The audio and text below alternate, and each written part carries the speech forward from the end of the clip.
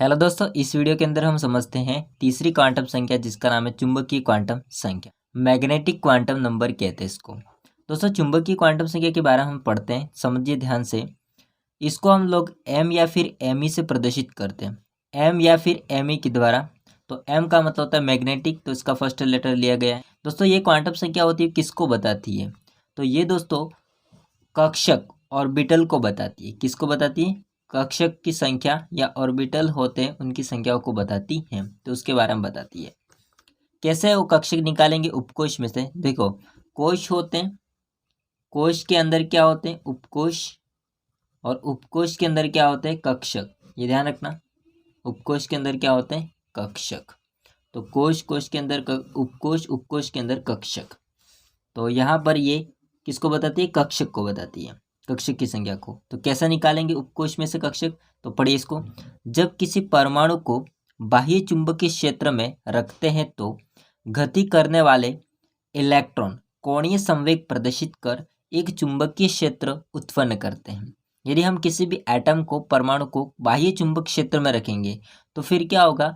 उस परमाणु के जो नाभिक होता है उसके चारों जो इलेक्ट्रॉन क्या करते हैं? गति कर रहे हैं। उसका कोणीय संवेग प्रदर्शित, वह कोणीय संवेग प्रदर्शित कर क्या करते हैं? एक चुंबकीय क्षेत्र को उत्पन्न करते हैं। ओके, यह बाह्य चुंबकीय क्षेत्र के प्रभाव से किसी परमाणु में उपस्थित जो उपकोष होगा, जो सबसेल होगा, वो एक या फिर एक से अधिक भागों में विभाजित हो जाता है या विभक्त हो जाते हैं। तो देखो, उपकोष होता है ना, वो कक्षकों में विभक्त हो जाएगा, जिसे कक्षकों का अभिविन्यास भी कहा जाता है। तो उसे हम लोग क्या कहते हैं? कक्षकों का अभिविन्यास। दोस्तों, यदि ये चुंबक क्षेत्र की उपस्थिति में होता है तो इसे हम बोलते हैं जीमन प्रभाव। क्या बोलते हैं इसको? जीमन इफेक्ट बोलते हैं इसको। लेकिन यदि वो विद्युत क्षेत्र की उपस्थिति में होता है तो फिर इसको बोलते हैं स्टार्क प्रभाव। यदि परमाणु को विद्युत क्षेत्र में रखा जाए तो इस प्रभाव को हम क्या कहते हैं? स्टार्क प्रभाव कहते हैं, स्टार्क प्रभाव कहते हैं। ठीक है, इतना स्क्रीनशॉट ले लीजिए। दोस्तों, अब हम समझते हैं जो आपकी चुंबकीय क्वांटम संख्या है, इसका मान, मतलब m का जो मान होता है वो कहाँ से स्टार्ट होता है। दोस्तों, ये डिपेंड करता है आपकी जो द्विगंशीय क्वांटम संख्या होती है, मतलब l के मान पर डिपेंड करती है। यदि दोस्तों इस क्वांटम संख्या का मान, चुंबकीय क्वांटम संख्या का मान अगर देखा जाए तो या तो वो प्लस से स्टार्ट करोगे तो माइनस तक रहेगा, मतलब प्लस एल से माइनस एल तक, या फिर आप लोग माइनस से स्टार्ट करते हो तो माइनस एल से प्लस एल तक, ठीक है, होता है। और बीच में शून्य होगा, ठीक है, तो शून्य सहित, जैसे कि यहाँ पर लिखे गए उदाहरण समझिए।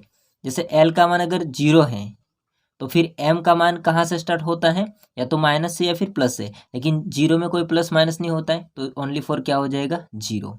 लेकिन यदि इसका मान 1 है तो फिर हम एम का मान क्या लिखेंगे? माइनस से स्टार्ट करेंगे तो -1, फिर बीच में 0 आ जाएगा, फिर +1। यदि हमने इसको प्लस से स्टार्ट किया होता तो +1 0 फिर -1 आता। ओके, अगर इसका मान एल का मान 2 है, द्विगंशीय क्वांटम संख्या होती है, इसका मान अगर 2 है तो फिर चुंबकीय क्वांटम संख्या का मान कितना होगा? तो माइनस से स्टार्ट करना है, -2, इससे कम करना है -1, इससे कम करना है 0, फिर प्लस में स्टार्ट करना है +1 +2, इस प्रकार से। यदि आप प्लस को आगे लिखना चाहते हो तो +2 +1 0 -1 -2, इस प्रकार से होगा। ओके, अब ये कक्षक की संख्या को कैसे बताती है वो हम समझते हैं सारणी के माध्यम से।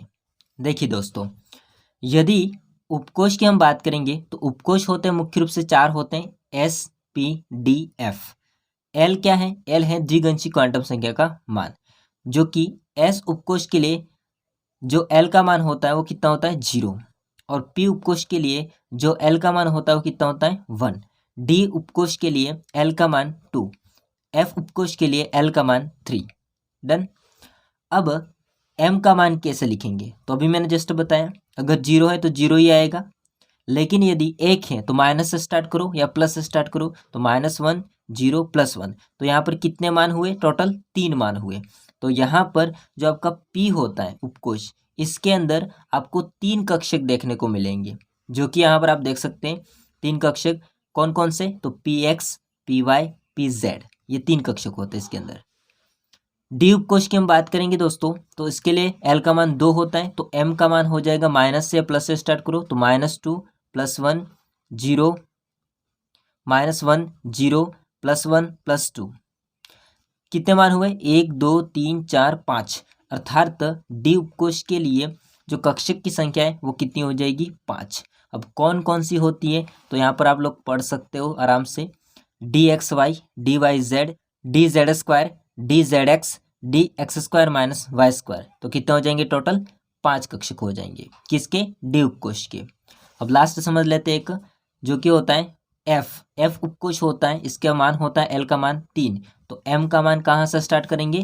प्लस या माइनस से स्टार्ट कर दो तो -3, फिर इसे कम करेंगे -2 -1 0 +1 +2 +3। कितना हो गया टोटल मान? 7। अर्थात जो आपका एफ उपकोष होता है इसके लिए जो कक्षक की संख्या होती है वो कितनी होती है? 7।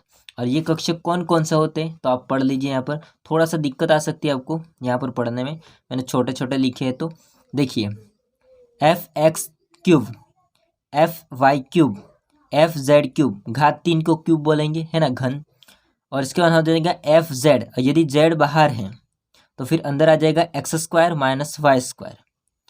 फिर FX, x बाहर है तो फिर अंदर आ जाएगा y² - z² कोष्टक के अंदर, ठीक है।